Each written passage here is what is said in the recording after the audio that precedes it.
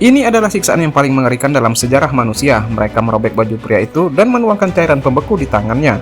Kemudian mereka pun memasangkan jam alarm dan menggantungkan di lehernya, lalu memasang cincin baja di tangannya.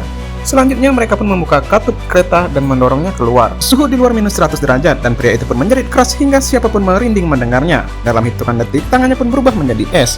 Tiba-tiba mereka pun membawa palu seberat 50 kilo dan menghancurkan tangannya yang membeku itu. Pria itu pun menjerit lebih keras, tapi yang lain hanya bisa diam dan sebab mereka adalah penumpang kelas paling rendah yang dipaksa hidup di gerbong yang kotor. Makanan aneh untuk mereka pun datang setiap hari, tetapi mereka sudah lelah dengan kehidupan yang menyedihkan itu. Suatu hari mereka pun memutuskan untuk memberontak dan saat itu juga Jack melihat prajurit memegang senapan. Jack pun curiga senapan itu kosong, jadi ia pun segera mengambilnya dan dia juga mengarahkan ke dirinya dan menarik pelatupnya.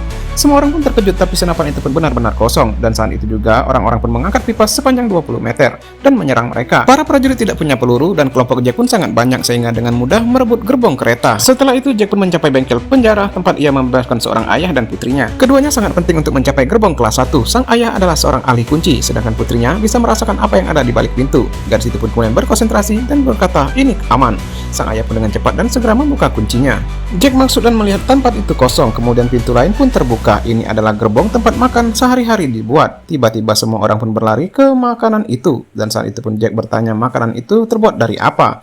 Ketika ia melihat lebih dekat, matanya pun melihatnya. Ternyata makanan itu pun terbuat dari kecoa. Mengetahui rahasia ini membuat tekad Jack pun menjadi kuat untuk mencapai gerbang kelas 1 dari segala cara dan mengakhiri kekuasaan kelas atas. Namun ketika pintu berikutnya akan terbuka, gadis itu pun tiba-tiba berhenti dan napasnya menjadi berat.